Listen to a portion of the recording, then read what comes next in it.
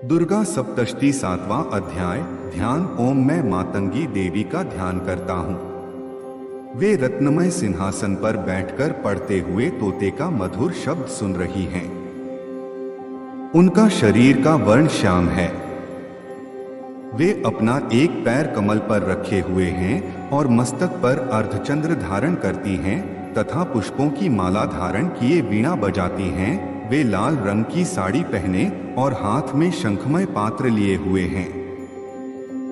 उनके बदन पर मधु का हल्का हल्का प्रभाव जान पड़ता है और ललाट में बिंदी शोभा दे रही है। ओम नमः चंडिकाय। चंड और मुंड का वध। महर्षि मेघा ने कहा। दैत्यराज की आज्ञा पाकर चंड और मुंड चतुरंगिनी सेना को साथ लेकर हथियार उठाए हुए देवी से लड़ने के लिए चल दिए। हिमालय पर्वत पर पहुंचकर उन्होंने मुस्कुराती हुई देवी देखा जो सिंह पर बैठी हुई थी।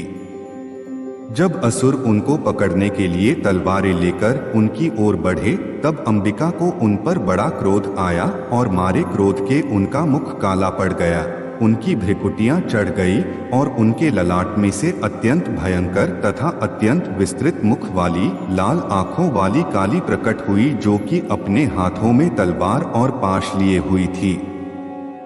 वह विचित्र खड्ग धारण किए हुए थी तथा चीते के चर्म की साड़ी एवं नरमुंडों की माला पहन रखी थी। उनका मांस सूखा हुआ था और शरीर केवल हड्डियों का ढांचा था और जो भयंकर शब्द से दासों दिशाओं को पूर्ण कर रही थी।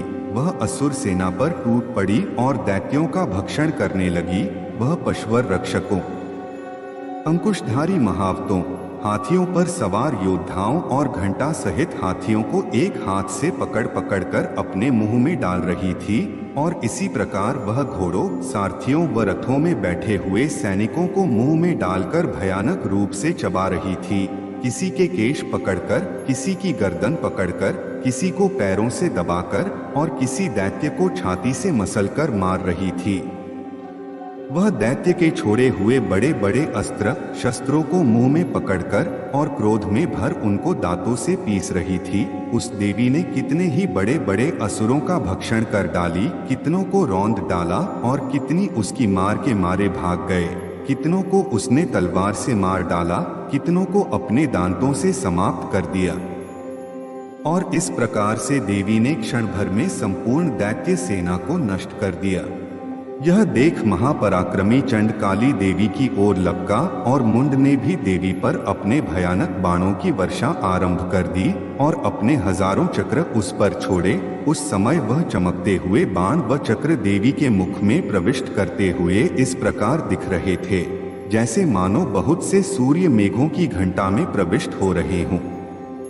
इसके पश्चात भयंकर शब्द के साथ काली ने अत्यंत जोश में भरकर विकट अट्टहास किया। उसका भयंकर मुख देखा नहीं जाता था।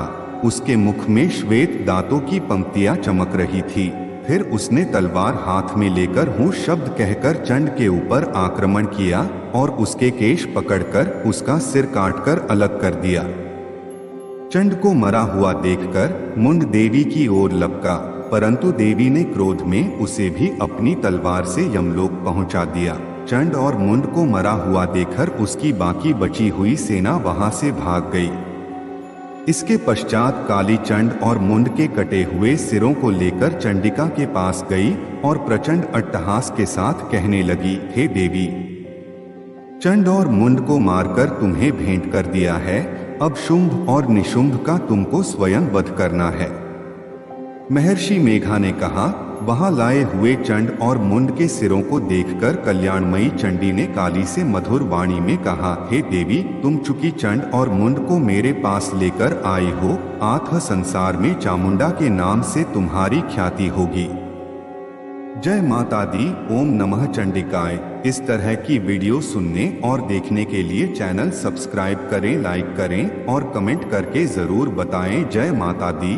7वां अध्याय समाप्तम।